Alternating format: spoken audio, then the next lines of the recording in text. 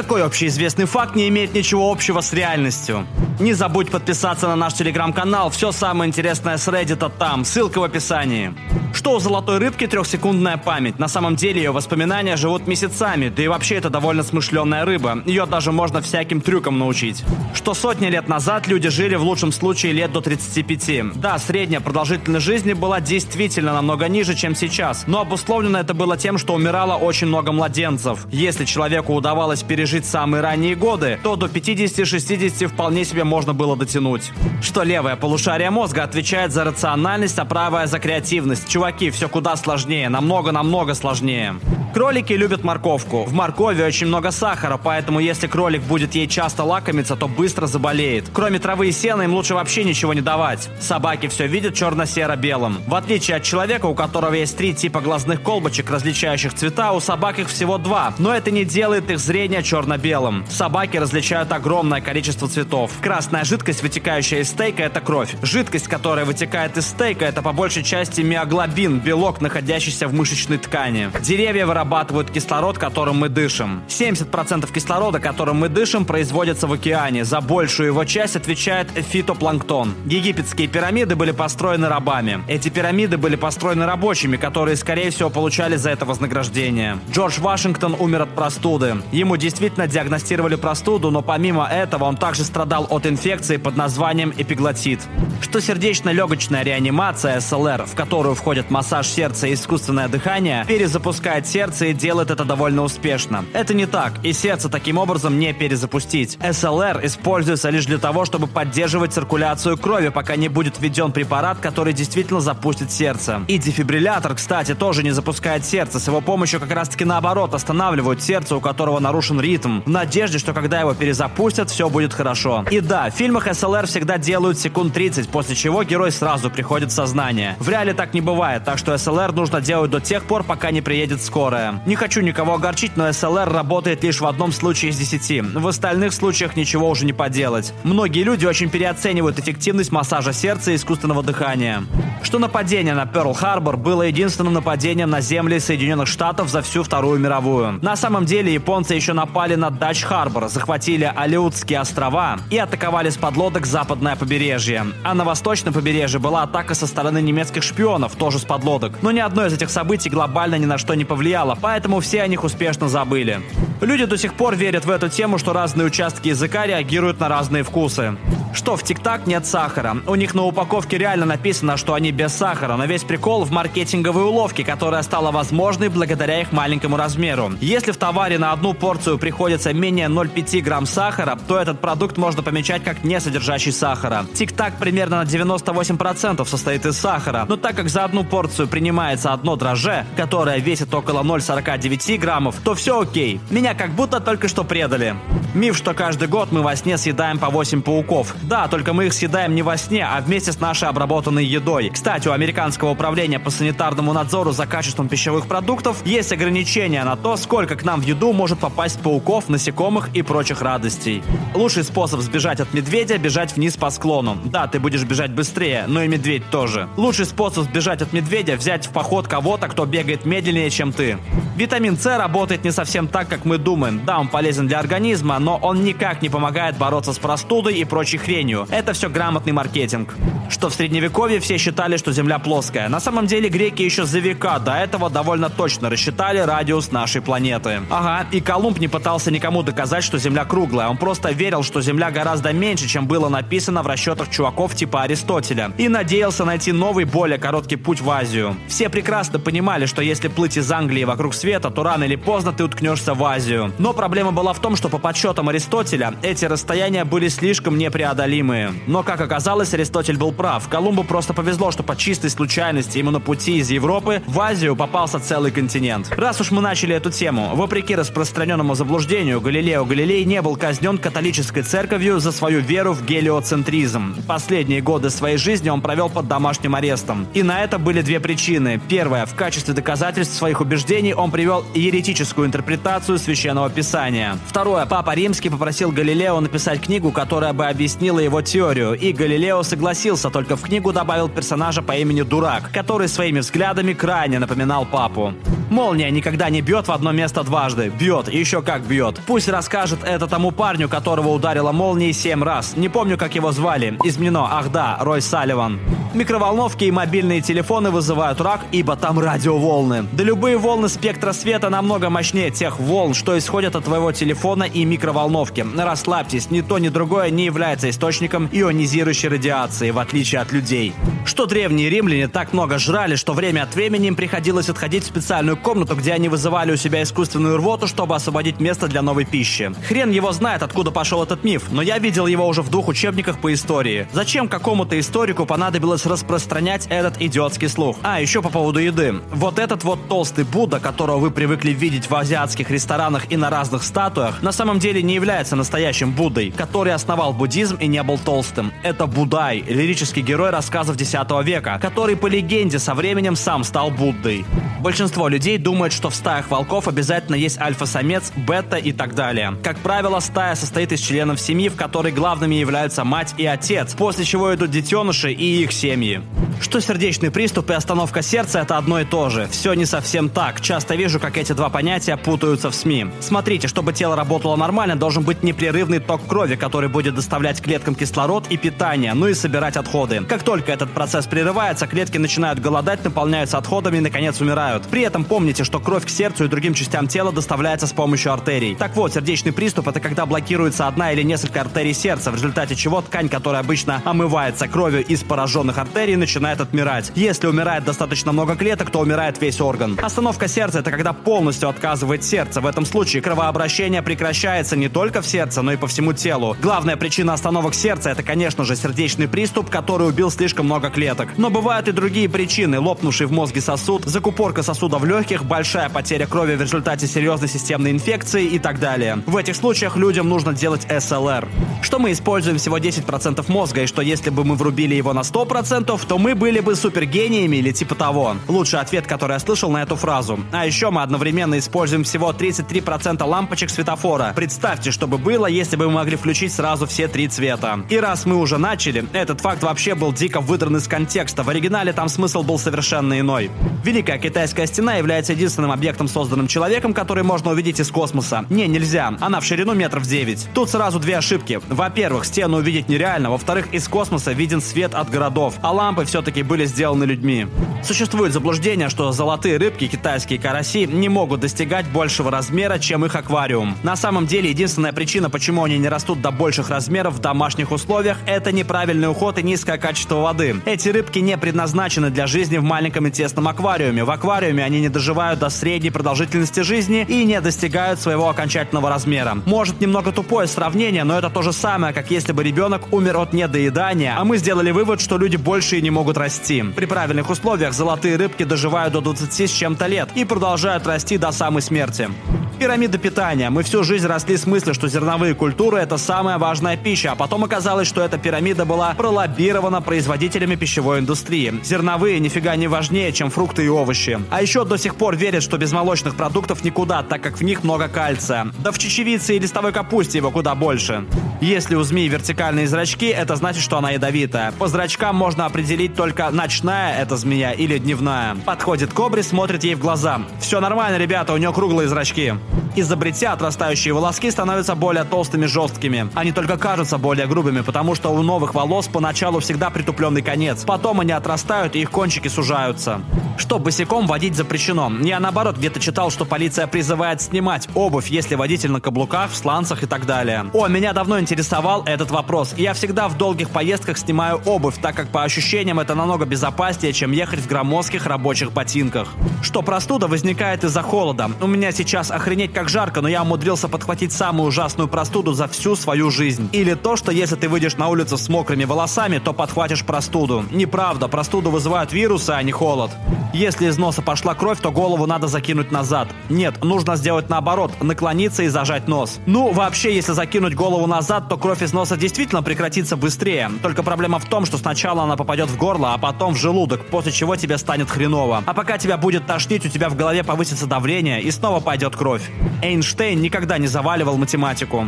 Нет такого понятия, как «подождите 24 часа, прежде чем заявить о пропаже человека». Если кто-то пропал, пусть даже на час, обязательно езжайте писать заявление. Изменено. Однажды я эту хрень слышала даже от самих ментов, но это чепуха. Если вам говорят то же самое, настаивайте на своем. Они говорят это не потому, что так полагается, а потому, что они ленивые и не хотят работать.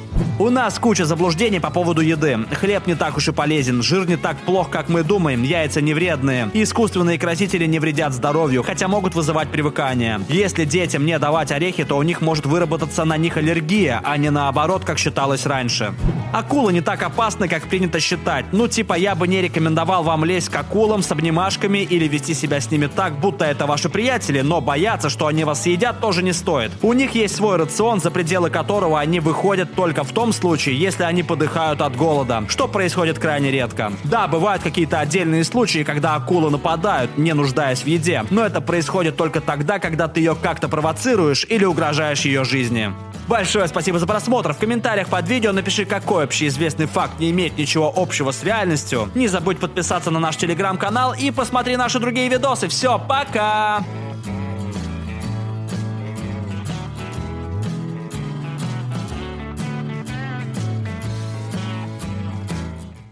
Alright, everyone's presentations are done.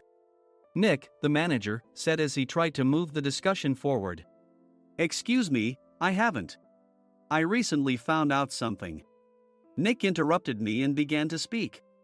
There's apparently someone in this department who didn't graduate high school and is just a part-timer. Meetings should be for employees only. Absolutely right. His lackey, Mike, of course, agreed with Nick. I'm leaving. After leaving the meeting room, I started to shut down my computer. I noticed that an email had arrived, not in my personal inbox, but in the company's shared email. Thinking, there's no point in speaking up, no one will listen, I went home quietly. The next day, I heard a commotion from Nick's desk. He was staring at his computer screen, his face pale. Nick? Is something wrong? Mike looked at the screen with him. And he turned even paler than Nick. Why is he so angry? Knowing the reason for Mike's distress, I thought to myself, serves them right. My name is Adam. My mother passed away when I was in the 9th grade, and I was raised by my father. Well, you could hardly call it being raised. After my mother passed, my father changed.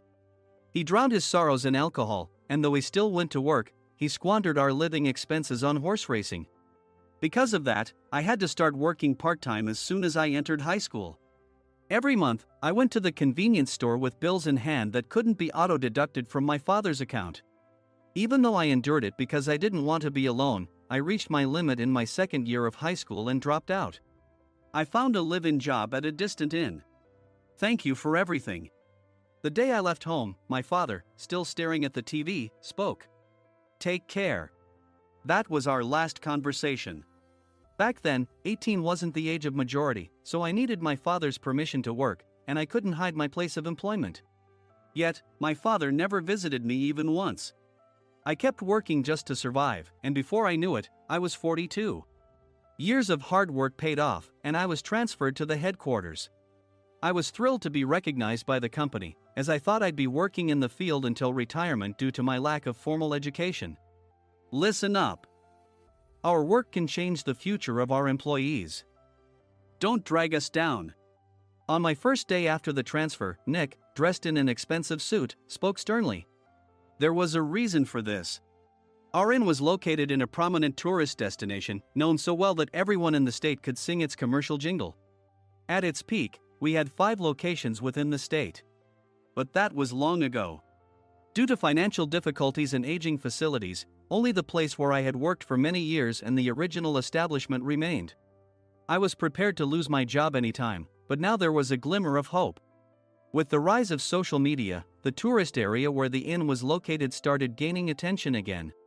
Depending on how hard the sales department, where I was transferred, worked, we could either thrive or be forced to give up this prime location to the new hotel chains continuously popping up. For Nick, who had switched careers from another industry to strengthen our sales, this was a battle he couldn't afford to lose. I understood why he had to be strict. I will do my best. Nick sneered at my enthusiastic declaration.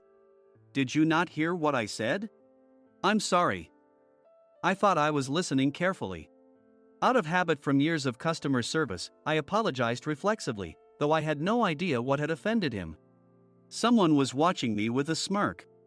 In this department, there are those who are expected to excel and those who have been shoved here because they have nowhere else to go.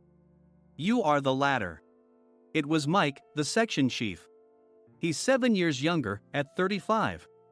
But he was called to headquarters much earlier than I was and had been moving around within the headquarters ever since. I'm not jealous, but I can't accept that he's my boss. Graduating from a prestigious university, he has an unusually high pride and caused many problems as a newbie, making things very difficult for me when I was the front desk leader. When I found out Mike was transferred to the sales department a month before me, I was disheartened. Mike is right. With just a middle school diploma, there's not much you can do. Don't even think about achieving results. As if I didn't exist, Nick remarked, I'm thirsty. Mike eagerly ran to the coffee maker. It seems Mike is Nick's lackey.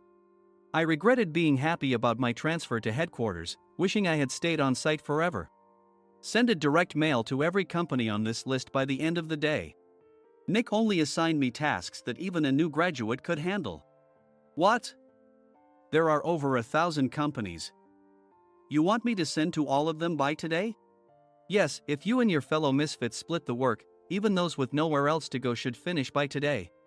I glanced at the employees typing away expressionlessly. They were worn out from customer service, only thinking about leaving on time, or were women reassigned after having children, with zero motivation for work. Even Sam, a new graduate from the same university as Mike, who was supposed to be among the expected achievers, had no enthusiasm for the job, having joined the company wanting to do customer service.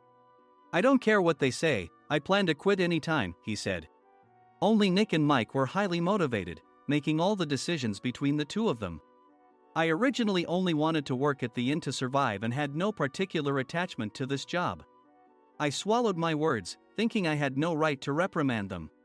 About a month after the transfer, Nick told us with a frustrated look.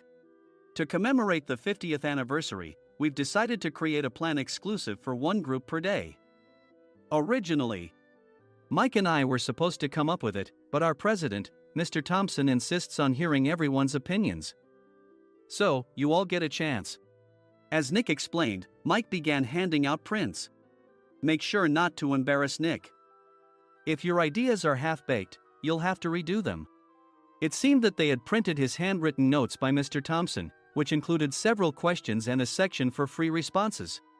It made sense why Nick had to seek our input, given that all responses had to be submitted to Mr. Thompson. We were given a week to think about it, and a meeting was scheduled to compile our ideas. My plan is to let guests enjoy both the old and modern America. Nick began the presentations. Guests would watch a master confectioner at a nearby traditional sweet shop make sweets in front of them. The welcome drink would be premium tea in a bottle. Nick's plan was certainly attractive. After his presentation, Nick called on us to present in the order we were seated. Just as I stood up for my turn. All right, everyone's presentations are done. Excuse me, I haven't. I recently found out something. Nick interrupted me. There's someone in this department who didn't graduate high school and is just a part-timer. He was likely talking about me. I joined the company as a part-timer and was made a full-time employee when I turned 20. That was 20 years ago, so Nick and Mike probably had no chance to know until recently. Meetings should be for employees only. Absolutely right. After that, Nick kept creating opportunities to solicit everyone's opinions, purposefully excluding me from speaking. The meeting unexpectedly heated up and went past the scheduled end time. A few people asked to leave, and the discussion continued with the remaining few. Still here? Normally, you'd leave in that situation. Though I had no attachment to the job initially, hearing kind words from customers made me want to make them happier. For someone like me, with nowhere to go, the inn was my home and customer service was my life. I felt pathetic about my current self. I'm leaving. I left the conference room and started shutting down my computer. I noticed an email had arrived, not in my personal inbox, but in the company's shared email. Thinking no one would listen to what I had to say anyway, I quietly went home. The next day, while preparing the DM as instructed, I heard a commotion from Nick's desk. In his haste to stand up, he hit his knee on the desk. He stared at his computer screen, his face pale. "Nick! What's wrong?" Mike, thinking he should be the first to rush over, approached Nick while still wearing his coat. He peered at the screen with Nick. And he turned even paler than Nick. Why is he so angry? Who is responsible for this company? Nick, more irritated than ever, asked, and Mike answered without checking. Probably Sam. Sam wasn't there because he was attending a morning training session for new hires. Nick gave up on getting angry and returned his gaze to the screen. They were looking at an email that arrived right after the end of the working day yesterday. Apparently, no one, including me, had checked it before leaving. The email was from a large company that used us for their annual employee trips. The president and executives of that company also frequently used our services personally. President of the company, Mr. Mason himself, had declared that neither he nor his company would ever use our services again.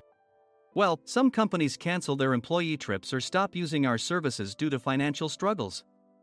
Let's just move on. Mike kept wiping the sweat from his forehead with a handkerchief. Knowing why Mike was so agitated, I quietly watched their interaction. Do you know how much revenue we get from that company? We can find other guests to fill the rooms, but we'll lose the banquet costs, gift shop revenue, rental car fees, and more. Moreover, the gifts were supposed to be prepared by the traditional confectionery shop involved in Nick's proposed plan. If it's known that we incurred such a huge loss at this critical time, Nick's position in the company would be jeopardized. Nick took a deep breath, seemingly trying to calm himself. All right, Mike. Go to New York right now and apologize to Mr. Mason. What? You're coming with me, right? I have urgent work to do. I trust you, which is why I'm entrusting this to you. Please. Mike, believing Nick's sincerity, agreed with a determined look on his face, saying, yes. That's Nick for you. Even if Mike went to apologize, Nick would shift all the blame onto him if the client didn't change their mind. Well, it was Mike's fault to begin with, so it served him right. About 3 hours later, Sam answered a call from somewhere and repeatedly apologized, saying, I'm very sorry. Everyone watched to see what was happening. After ending the call, he informed Nick with a weary tone. When Mike arrived at the client's company, he only made things worse, further infuriating Mr. Mason. He was demanding, get his boss here immediately. It was no wonder Sam was exhausted, dealing with such a call right after returning from training. What is that idiot doing? All right, Adam, you're coming with me. If sacrificing Mike didn't work, then I must be next. Normally, I'd want to refuse at all costs, but I saw an opportunity in this situation. If I can be of assistance, I'd be happy to join you. I obediently followed Nick, and we flew to New York. When we introduced ourselves at the reception, it became clear how serious the situation was, as the receptionist personally escorted us to the president's office. Angry voices leaked through the door, making both Nick and me uneasy. Excuse me. I'm Nick, the supervisor. I understand my subordinate has caused you trouble, and I deeply apologize. Nick, with his experience in the corporate world, knew enough to offer an apology before excuses.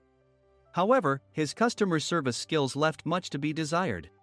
I sighed as I saw Mike trembling like a small dog in the corner of the room. What kind of training are you giving your subordinates? Mr. Mason glared at Nick with a red face. The intensity of his gaze made even Nick take a step back. Regrettably, I joined this company only 2 years ago and was unaware of Mike's issues. I should have identified his shortcomings sooner. Indeed. I should have realized sooner. No sensible person would come to apologize and then give a lengthy presentation on the drawbacks of not using their in. Nick froze, his mouth slightly open. Suspecting the worst, I picked up the documents that had fallen to the floor. It seemed Mike hastily prepared these documents on the plane, listing the disadvantages. Disadvantage 1: if you change the venue for the company trip, employees might suspect it's for cost-cutting reasons, leading to a negative impression. Reading it aloud half-jokingly, Nick snatched the papers from my hand and checked the contents with a furious expression. Among the stack of documents was a receipt from a nearby convenience store's copy machine. I felt a pang of dread. hoping he hadn't shown the receipt as well. What do you think he said when I asked what kind of nerve he had to do this? I'm very sorry. Faced with the dire situation, Nick must have thought there was nothing left to do but apologize. In a voice smaller than I'd ever heard from him, he uttered words of apology. He said, "I'm a Harvard graduate. I don't believe I said anything wrong." Mike! What have you done?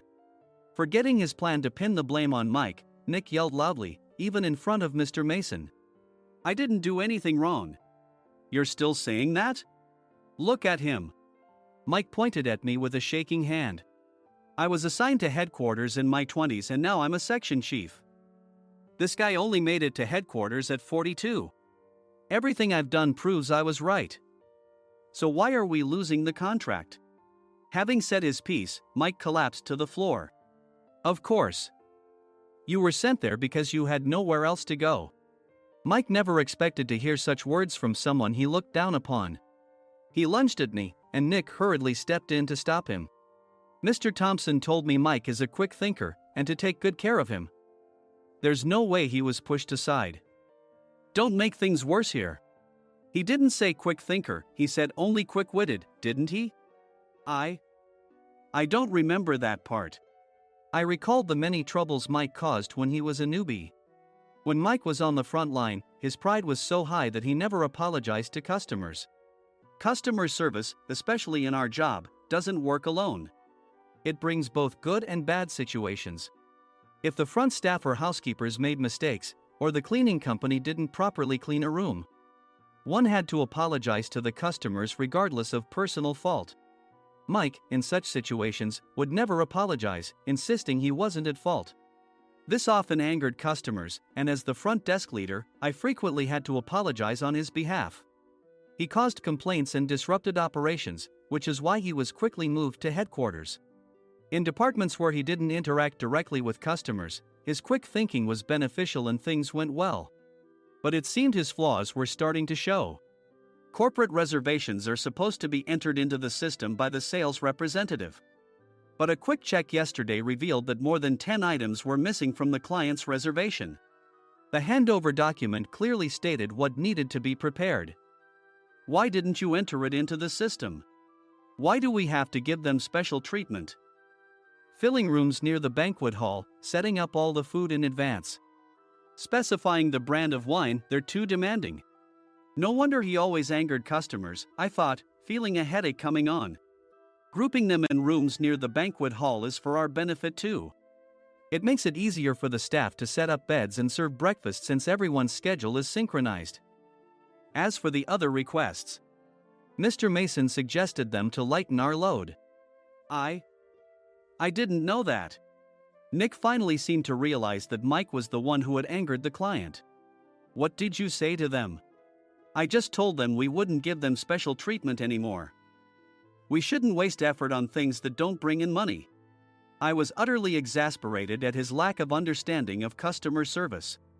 Of course, we shouldn't comply with unreasonable demands. But carrying over successful practices from past stays makes customers feel remembered and enhances their experience. Good memories encourage repeat visits.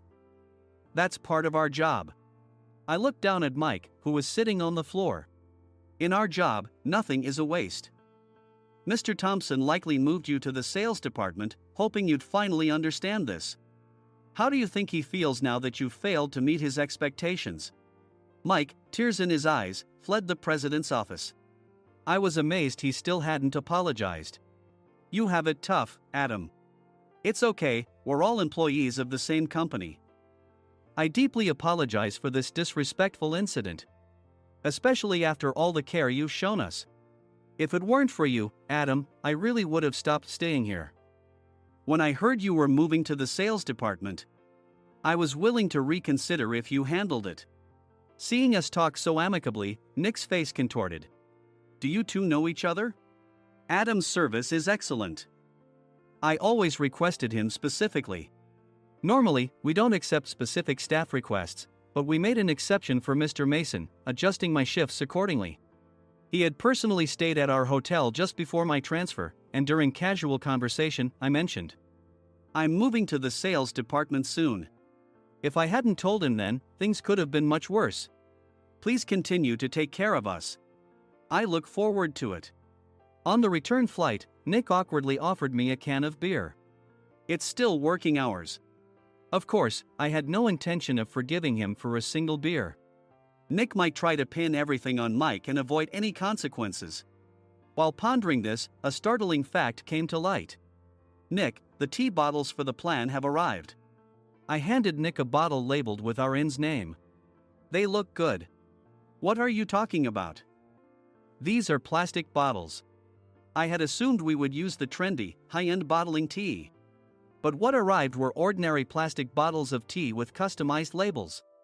The only unique aspect was the label, which had the inn's name, making it look customized.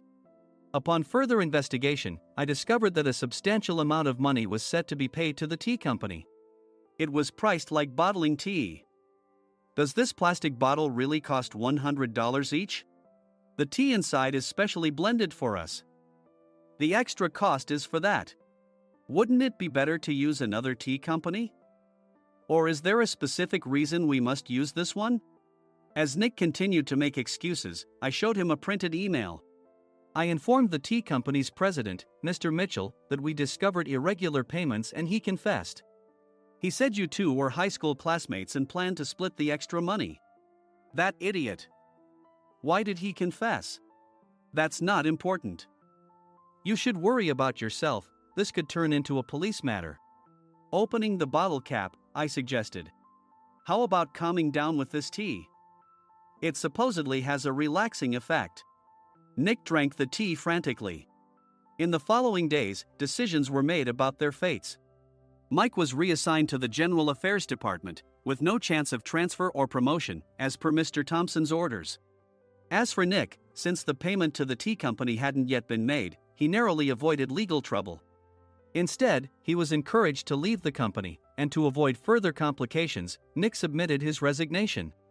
Rumor has it that connections between HR departments have made it difficult for him to find new employment. Even though it was good to have those two gone, something unexpected happened in the sales department. Everyone became motivated and united in refining the 50th anniversary plan. In the end, my plan was adopted. We collaborated with the Tourist Information Center to provide personalized guides.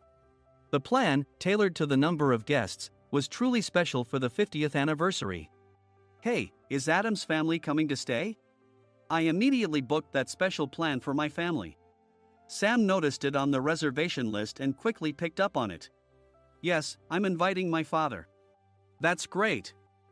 I might invite my parents too. I lacked the courage to face my father just as Adam. But here, with the confidence Mr. Mason praised, I felt ready. The 50th anniversary plan was a perfect opportunity to reconnect with my father. I hoped to bring back the days when we could laugh together as we once did.